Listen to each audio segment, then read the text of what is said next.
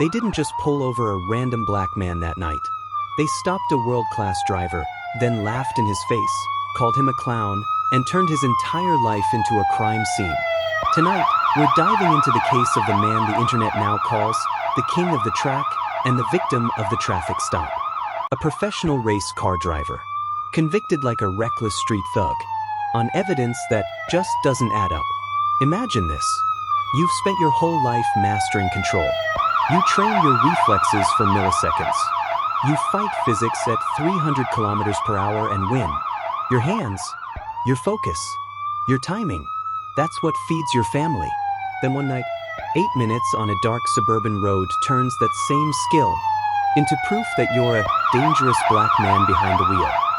You end up in handcuffs, then in court, then convicted, not for drunk driving, not for a crash, not for hurting anyone, but for weaponizing your vehicle with racing instincts that the prosecution painted as evil.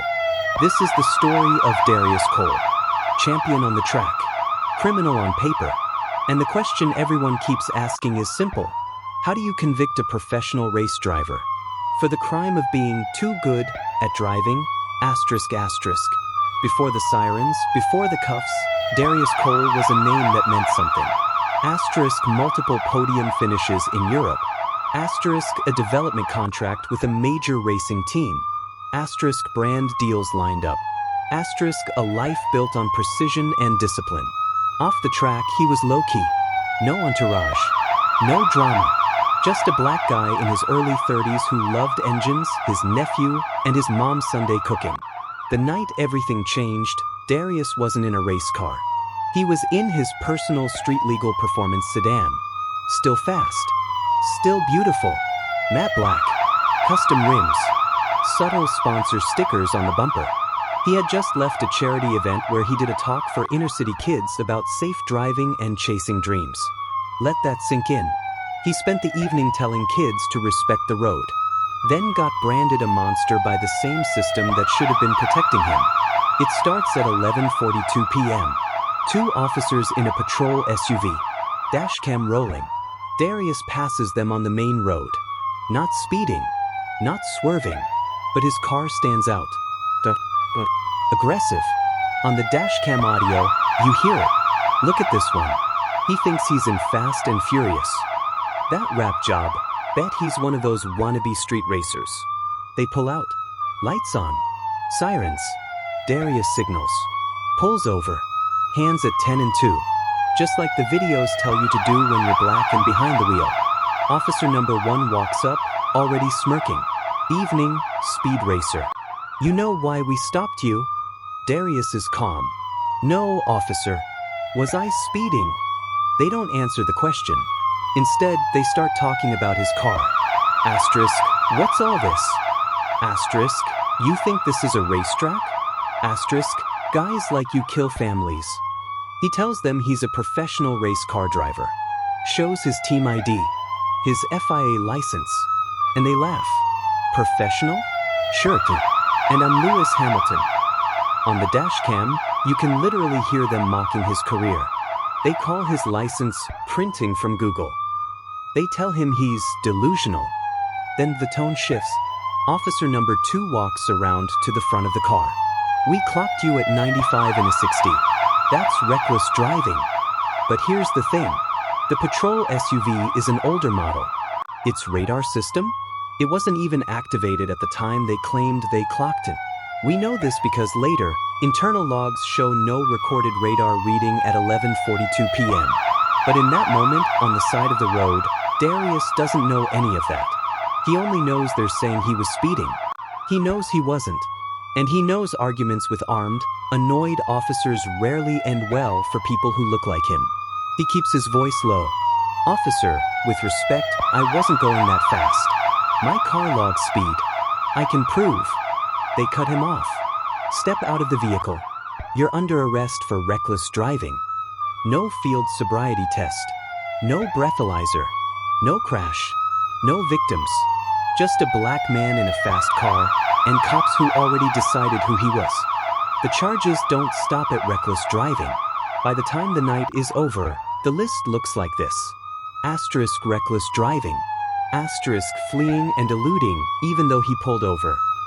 Asterisk resisting arrest. Asterisk using a vehicle as a deadly weapon. How do you get all that from a simple traffic stop? That's where the inconsistencies get ugly. According to the officer's written report, asterisk Darius accelerated rapidly when they turned on their lights. Asterisk he led them on a brief pursuit. Asterisk he ignored commands and tensed up during the arrest. Asterisk he brushed an officer with his door, nearly knocking him to the ground. But when journalists and advocates later watched the dashcam footage, they noticed something eerie. The video doesn't show any chase. As soon as the lights go on, his brake lights flare. He signals. He pulls into a gas station. All within seconds. No high-speed pursuit. No screeching tires. No near miss. And that deadly weapon moment?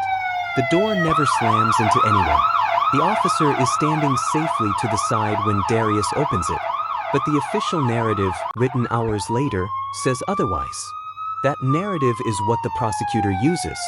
In court, they play the edited dashcam clip. Shorter, choppy, conveniently missing the 15 seconds before the lights turn on. Those 15 seconds are critical, because that's where the alleged 95 in a 60 would show up. If it ever actually happened, the prosecution builds a story, and it's powerful, not because it's true, but because it taps into fear. They point at his profession, not to show he's disciplined, but to prove he's dangerous. They put photos of him in a race suit on giant screens. This man is trained to push machines to their limits. On that night, he treated our streets the same way he treats a racetrack.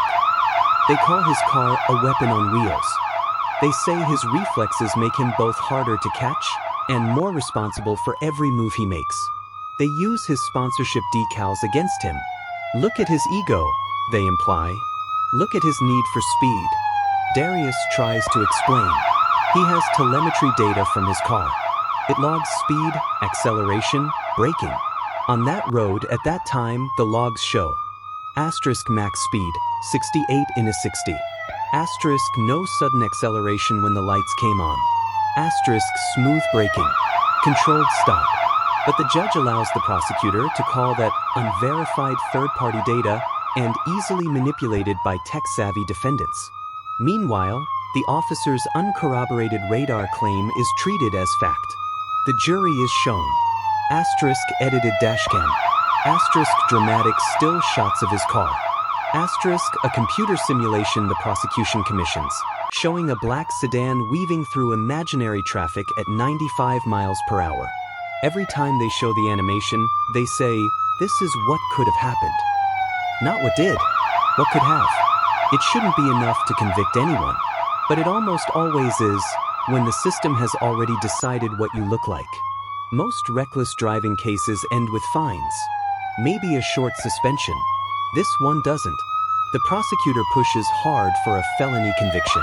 They argue, he's not just a driver. He's a professional. When he misuses that skill on public roads, it's like a trained fighter attacking someone in the street. Higher skill, higher responsibility, higher punishment. The judge buys it. The jury, after just 4 hours of deliberation, returns with their verdict. Asterisk guilty of reckless driving. Asterisk guilty of using a vehicle as a deadly weapon. Asterisk guilty of fleeing and resisting. Darius Cole, racetrack champion, now a convicted felon. He loses. Asterisk his racing contracts. Asterisk his sponsors. Asterisk his license. Asterisk his passport privileges. Years of discipline, erased by one traffic stop. And the internet? At first, they only see the headlines. Pro race driver convicted after high-speed stop. Track star turned road menace sentenced. It looks cut and dried, until someone uploads something they were never supposed to have. 2 months after sentencing, a mysterious account drops a video online. No watermark, no context, just a title. Darius Cole, full dashcam. The 15 seconds they hid. It's the same night, same road, same patrol SUV. But this time, we see what happens before the sirens. We see the cruiser trailing Darius at a steady distance. We hear the cops mocking him. We see the speedometer on the patrol dash. It never goes above 64 miles per hour. Not once. Not even close to 95. And then, just before they flip the lights on, you hear something chilling. Officer number 1. Let's light him up.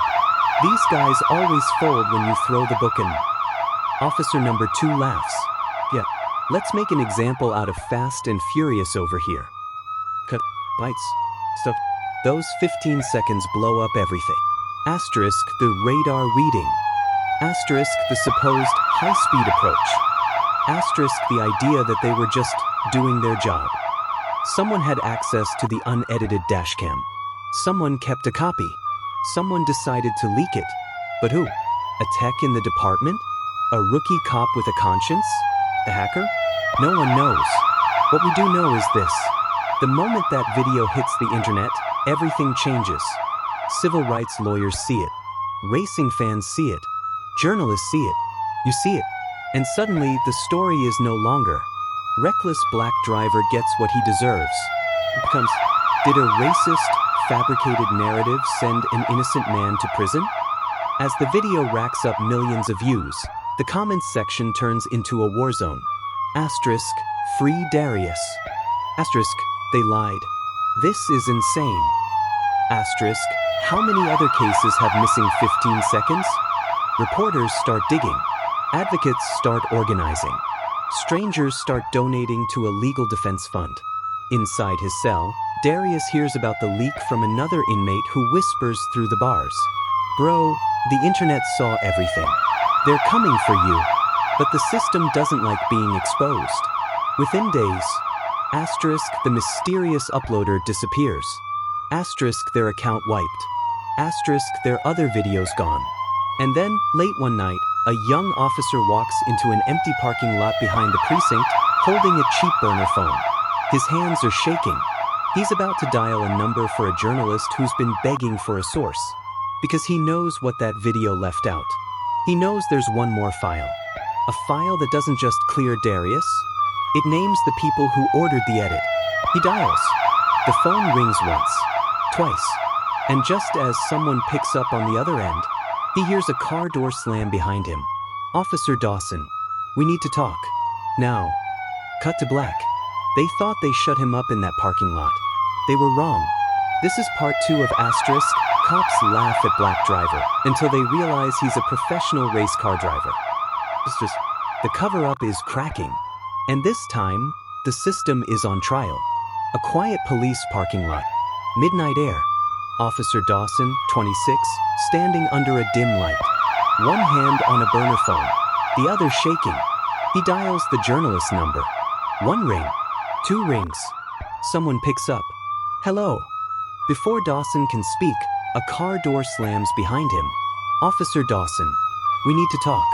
Now. It's his sergeant. Behind the sergeant, another officer. No smiles. No small talk. Dawson freezes. The phone is still at his ear. He has 2 choices. Hang up, or tell the truth, with his career on the line. He makes his decision. Ma'am, my name is Officer Eric Dawson, he says into the phone, voice low but firm. I'm with the department in the Darius Cole case. And I know the dashcam was edited. Silence on the line. The sergeant steps closer. Who are you talking to, Dawson? He looks his superior straight in the eye. A journalist, he says, because I'm not going down with you. The next 48 hours move fast. Faster than even Darius is used to. Dawson meets the journalist off duty in a crowded coffee shop an hour away. Plain clothes. No badge. No gun. On the table between them, a cheap USB drive. Inside it, asterisk the full dashcam. Asterisk internal emails. Asterisk a memo marked. Media protocol, high liability contacts. The emails show. Asterisk a supervisor ordering the dashcam trimmed for clarity. Asterisk direct instructions to remove pre-stop chatter because it may be misinterpreted. Asterisk a line that sends chills down your spine. We cannot afford another race narrative. Tighten the footage. The memo is worse. It outlines how to handle high-risk optics cases. Translation: cases that will look bad online. That suggests asterisk controlling which clips are released. Asterisk using animations to contextualize missing footage. Asterisk pre-briefing the prosecutor on optics-sensitive elements. In other words, they had a playbook, not for justice, for perception. And Darius wasn't the first name in those files. He was just the one who refused to fit their script.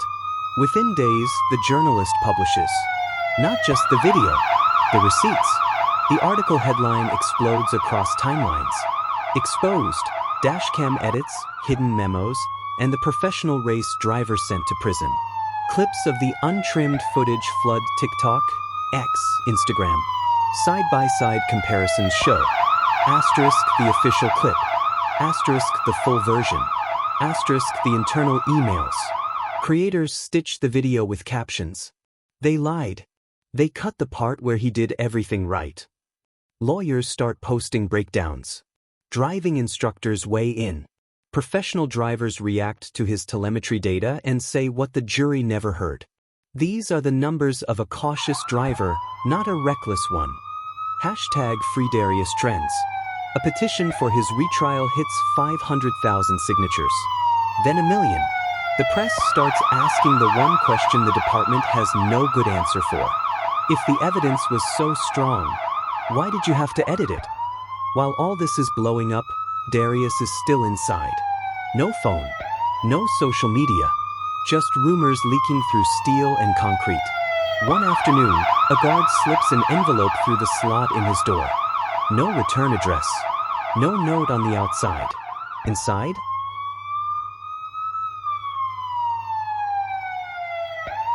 A single printed headline. The photo shows his own face on a news site, next to the words, "New evidence could free convicted race driver." And scribbled under it in pen, "Appeals lawyers want to talk." Hold on. You're not crazy. For the first time since the verdict, Darius lets himself believe it. He might actually get his life back. His new legal team is different. They don't just play defense. They go on the attack. They file asterisk a motion for a new trial based on suppressed evidence. Asterisk a claim of prosecutorial misconduct. Asterisk a petition alleging civil rights violations. They bring in experts. Asterisk a digital forensics specialist to confirm the dashcam cuts.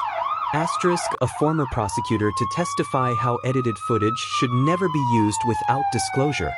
Asterisk a racing engineer to explain his telemetry data in plain English.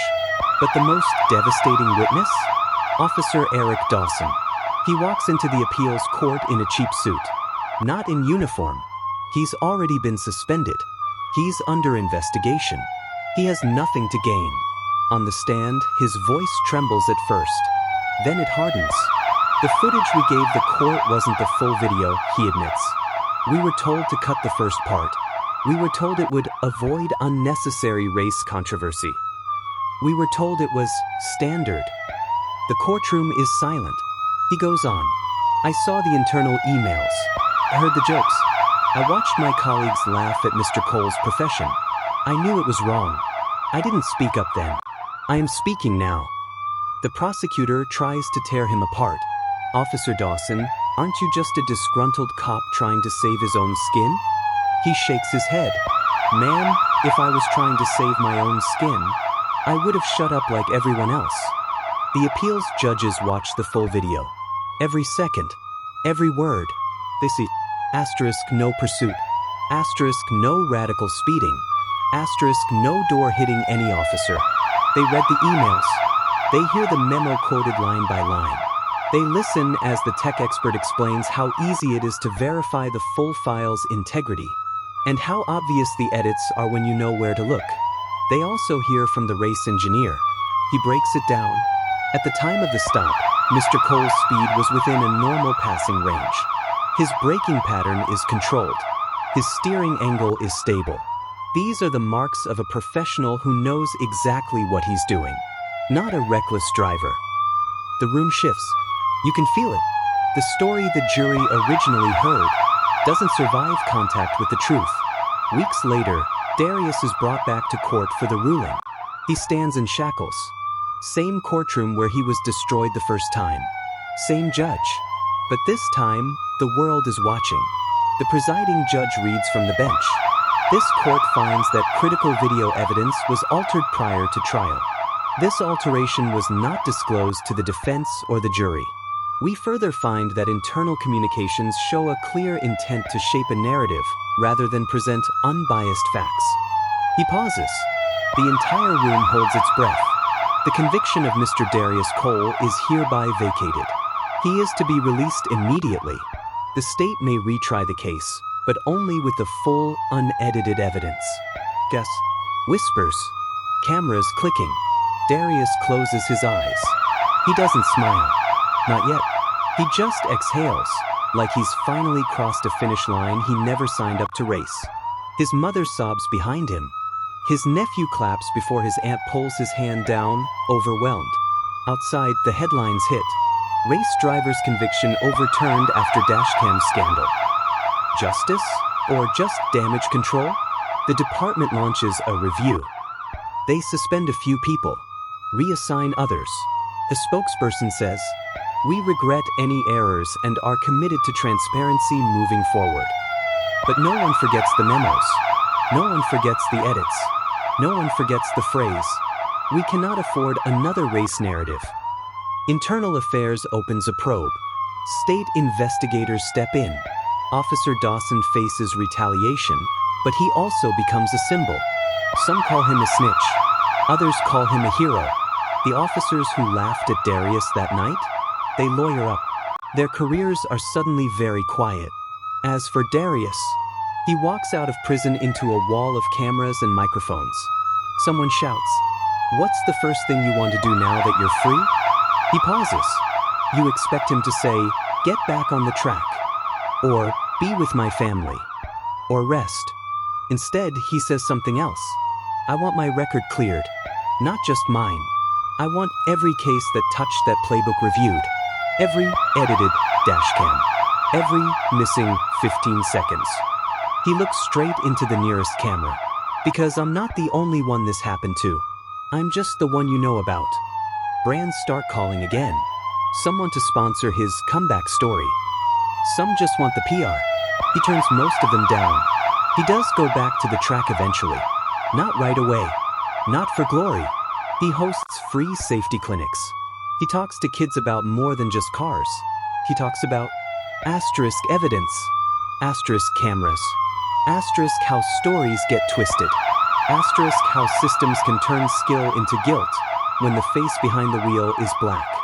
His case becomes a landmark in legal seminars. A study in how technology can save you or be weaponized against you. And every time someone watches that viral video titled, "Cops Laugh at Black Driver," until they realize he's a professional race car driver, they don't just see a wild traffic stop. They see asterisk a system that tried to write a script, asterisk an innocent man almost lost in it, asterisk and a whistleblower who refused to stay quiet. The charges are gone. The conviction is vacated, but the scar remains. Because in the end, this wasn't just about one stop on one road. It was about a question that's still hanging in the air every time red and blue lights flash behind a black driver's car. Will the truth be enough this time? Or will someone, somewhere, hit edit again?